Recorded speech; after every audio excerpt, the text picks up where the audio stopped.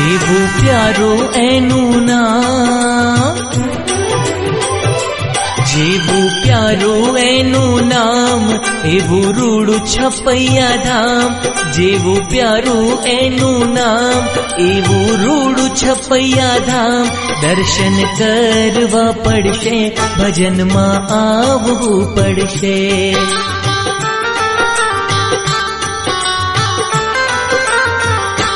જેવી લીમડાની છાયા, એવી ઘનશ્યામજીની માયા. માયા રાખવી પડશે, ભજનમાં આવવું પડશે.